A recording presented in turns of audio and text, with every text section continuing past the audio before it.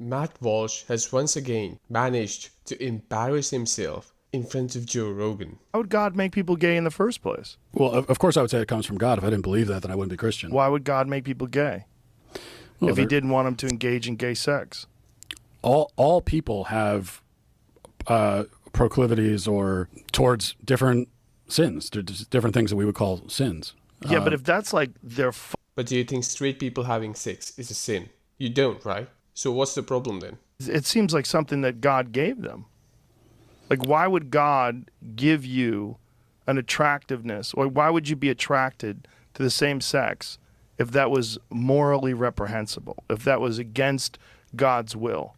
Why would he instill that lust and that desire and that feeling of being attracted and feeling of being in love with someone of the same sex? I don't think instilled is not the word that I would use. I don't think God instills it.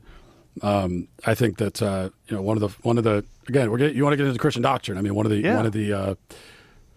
the basic elements of Christian doctrine is that we're a fallen species, and so there are many things that come out of our kind of fallen human nature, and we all have, like I said, we all have proclivities towards sin, and no one's going to live a perfect life.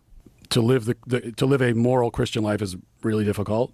He's gonna say anything and everything except for directly answering the question. You cannot compare the temptation that gay people have when they see the same sex to what straight people have, because the Christian argument for straight people is, hey, wait till marriage. That's not an argument for gay people. For gay people, you're saying it's completely immoral throughout your life. That's the difference. So there is no waiting. There is no reward, so to say, after waiting for a certain period of time. So it's not the same thing. These two things are not equivalent. So you can't compare them.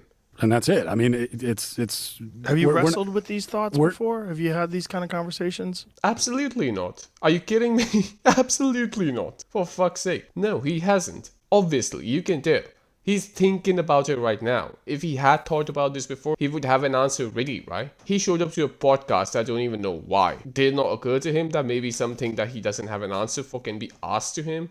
Sure, absolutely. Tried to figure out why would God create gay people? God has created all people, so every person that's gay was created by God, of course. You know what I sense here? I sense a person who wants to say being gay is a choice, because I feel like that's what he really believes, but with the climate that we are in right now, he just cannot openly say it. So here he is saying, oh, well, God has created all people, so I guess gay people are also, yeah. You didn't have to say it like that. You could have just said, yeah, I think so, yeah.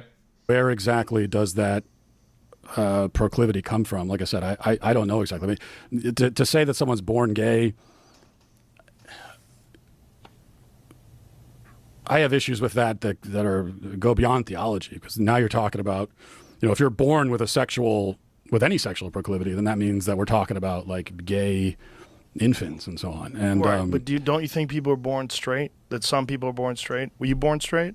It's an odd way of talking about it. Like to say that a baby is heterosexual. I think babies don't have a sexuality in that sense. Way to divert the question, man. Way to fucking divert the question. Nobody's talking about sexuality in babies. People are saying, hey, is it a choice or is it something that's inherent to you? That's simple. So if something's inherent to you, you're born with it. You're not out there having sex as a little fucking infant. Obviously, everyone knows that. But when that kid grows up, is it inherent or is it a choice? It's very simple and he knows that. I don't know why he's trying to divert this man.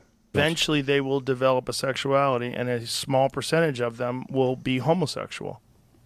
And that's always been, been documented. It's natural.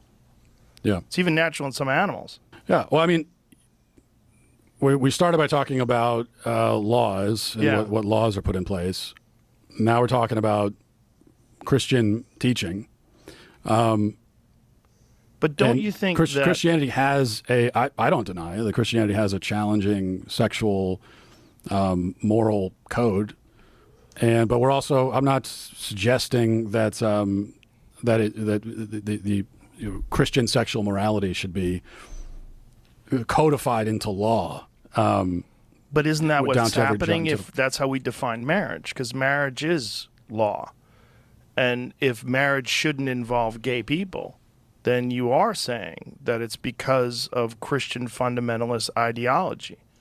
No, because I think you can talk about the marriage issue without even getting into biblical morality, which is what I was doing. I mean, you brought up the Bible, Right? I didn't introduce Well, I brought it about we talked about Christianity, in particular. right, but that's my point. It's like you introduced that to the conversation. Yes, which because is, I wanted to find the reason why you opposed gay people being married. Man, this guy diverted the question he was asked for 4 minutes and 17 seconds straight. And even at the end, he never answered it, man. He never answered it, and he never will answer it because he doesn't have an answer. He just doesn't have an answer. It's just people sometimes are so reluctant or so unwilling to change their minds about something. It's just that simple. And also, did you notice his demeanor in front of Joe Rogan? Compare this with every time he argues with a college student.